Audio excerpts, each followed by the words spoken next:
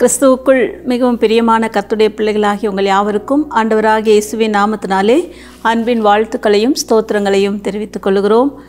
மீண்டும் ஒரு புதிய மாதத்திற்குள்ளாக பிரவேசிக்கும்படி கர்த்தர் நமக்கு கிருபை செய்திருக்கிறார். கடந்த 3 மாதங்கள் தேவன் நம்மை கண்மணி போல பாதுகாத்து இந்த 4ஆம் மாதத்திற்குள்ளாக நாம் பிரவேசிக்கும்படியாக தேவன் உதவி செய்திருக்கிறார். நாம் கடந்து வந்த பாதைகளிலே கர்த்தர் நம்மை எவ்வளவு கிருபையாக நம்மை வழி நடத்தினார். கண்மணி போல நம்மை பாதுகாத்தார். அநேக நேரங்களிலே கர்த்தர் நம்முடைய ஜெபத்திற்கு பதில் கொடுத்தார். நமக்கு உதவியற்ற சூழ்நிலையிலே கர்த்தர் நமக்கு உதவியாக ஒத்தாசையாக கடந்து வந்தார். ஆண்டவர் செய்த எல்லா நன்மைகளுக்காக, ஆண்டவர் நம்மை நடத்தி வந்த எல்லா பாதைகளுக்காக ஆண்டவருக்கு நாம் நன்றி செலுத்த கடமைப்பட்டிருக்கிறோம். ஒவ்வொரு மாதமும் தேவன் நமக்கு அருமையான வாக்குத்தத்தங்களை கொடுத்து அந்த வாக்குத்தத்தங்களை எல்லாம் நம்முடைய வாழ்க்கையிலே அவர் நிறைவேற்றி நம்மை ஆசீர்வதித்து நம்மை நடத்தினார். இந்த 4ஆம் மாதத்திற்குள்ளாக பிரவேசித்திருக்கிற நமக்கு கர்த்தர் கொடுக்கிற வாக்குத்தத்தம் வேதத்திலே சங்கீதம் 91:14 வசனத்திலே நாம் அதை வாசிக்கிறோம். என் நாமத்தை அவன் அறிந்திருக்கிறபடியால் அவனை உயர்ந்த அடைக்கலத்திலே வைப்பேன் என்று சொல்லி கர்த்தர் நமக்கு வாக்கு பண்ணினார். இந்த வாக்குத்தத்த செய்தியை கூட நீங்கள் கேட்டு நீங்கள் ஆசீர்வதிக்கப்படும்படியாக உங்களை அன்போடு கேட்டுக்கொள்கிறோம்.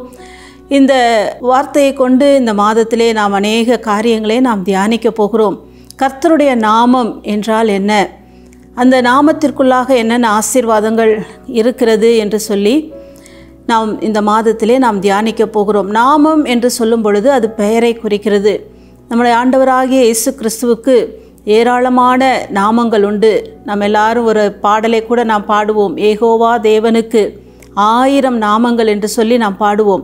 கர்த்தர் ஏராளமான நாமங்களை உடையவராயிருக்கிறார். ஒவ்வொரு நாமத்திலும் ஒவ்வொரு அர்த்தத்தை உடையதாய் காணப்படுகிறது.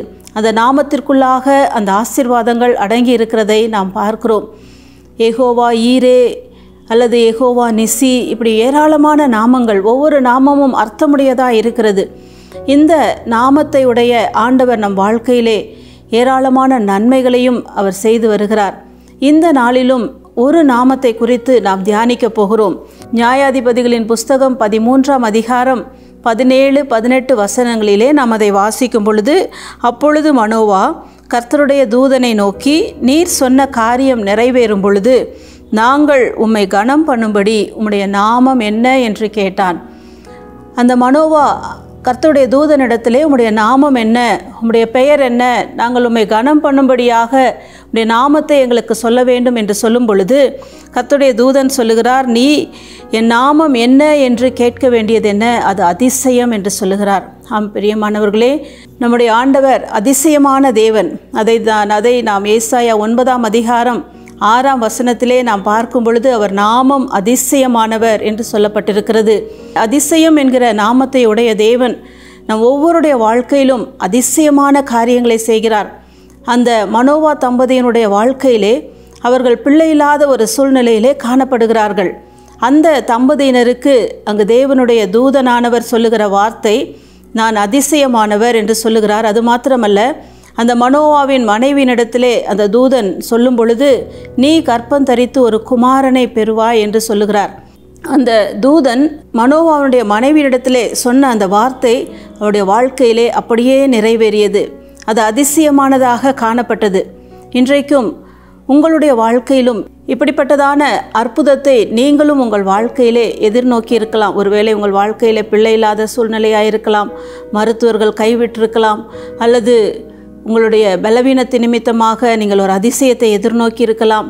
மருத்துவர்கள் கைவிடப்பட்ட ஒரு சூழ்நிலையிலே அல்லது குடும்பத்தினரால் கைவிடப்பட்ட ஒரு சூழ்நிலையிலே ஒரு அதிசயத்தை எதிர்நோக்கி நீங்கள் இருப்பீர்களானால், இந்த வார்த்தை இன்றைக்கு கர்த்தர் உங்களுக்கு கொடுக்கிற இந்த வாக்குத்தத்தம், அவர் நாமம் அதிசயமானவர்.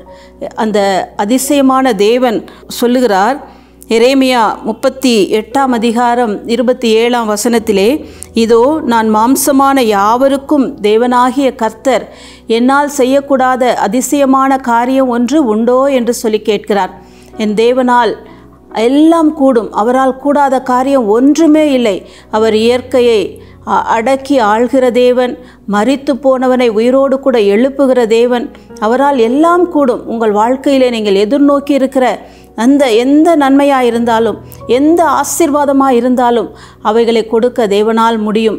ஆம் பிரியமானவர்களே, இந்த மாதத்திலே நிச்சயமாக கர்த்தர் உங்கள் வாழ்க்கையிலே நீங்கள் எதிர்நோக்கி இருக்கிற அந்த அதிசயத்தை செய்து அவருடைய நாமத்தை அவர் வெளிப்படுத்த போகிறார். இந்த நியாயாதிபதிகளின் புஸ்தகத்திலே நாம் வாசிக்கும் பொழுது 19ஆம் வசனத்திலே, அப்பொழுது மனோவாவும் அவன் மனைவியும் பார்த்து கொண்டிருக்கையில் அதிசயம் விளங்கினது என்று சொல்லப்பட்டிருக்கிறது. இன்றைக்கும் இந்த 19ஆம் வசனத்திலே சொல்லப்பட்டபடியே உங்கள் வாழ்க்கையிலும் இந்த வார்த்தைகளை விசுவாசிக்கும் பொழுது அந்த அற்புதம் நிச்சயமாய் விளங்கும். நீங்கள் எதிர்நோக்கி இருக்கிற அற்புதம் நிச்சயமாய் விளங்கும். அதில் எந்த விதமான சந்தேகம் இல்லை. ஏனென்றால் வாக்கு பண்ணின தேவன் அவர் வாக்கு மாறாதவராய் இருக்கிறார். மீகா புஸ்தகம் 7ஆம் அதிகாரம் 15ஆம் வசனத்திலே, உன்னை அதிசயங்களை காண பண்ணுவேன் என்று சொன்ன ஆண்டவர் இந்த மாதம் முழுவதும் உங்கள் வாழ்க்கையிலே நீங்கள் எதிர்நோக்கி இருக்கிற அதிசயமான காரியமாக இருக்கலாம், அல்லது நீங்கள் எதிர்பார்த்திராத காரியமாக இருக்கலாம். கர்த்தர் நிச்சயமாக எல்லாவற்றிலும் அவர் அதிசயங்களை செய்து உங்களை துதிக்கும்படியாய் செய்ய போகிறார். கர்த்தர் தாமே இந்த ஆசீர்வாதங்களை உங்கள் வாழ்க்கையிலே கொடுத்து உங்களை ஆசீர்வதிப்பாராக. கண்களை மூடி ஜெபிப்போமா? எங்கள் அன்பின் பரலோக பிதாவே, இந்த மாதத்திலும் ஆண்டவரே நீர் கொடுத்த இந்த வாக்குத்தத்தமான வார்த்தைகளுக்காக உமக்கு நாங்கள் நன்றி செலுத்துகிறோம். உம்முடைய நாமம் அதிசயமானது என்று சொல்லி நாங்கள் பார்க்கிறோம். ஆண்டவரே, மனோவா தம்பதியினருக்கு கர்த்தர் செய்த அந்த அதிசயத்தை இந்த வார்த்தைகளை கேட்டுக்கொண்டிருக்கிறதான ஒவ்வொருடைய வாழ்க்கையிலும் நீர் செய்து உம்முடைய நாமத்தை மகிமைப்படுத்தும்படியாய் நாங்கள் ஜெபிக்கிறோம். நீர் அப்படியே செய்வதற்காக ஸ்தோத்திரம். இயேசுவின் மூலம் ஜெபம் கேளும் பிதாவே, ஆமேன். கர்த்தர் இந்த மாதத்திலே உங்கள் வாழ்க்கையிலே அதிசயங்களை செய்வாராக. ஆமேன்.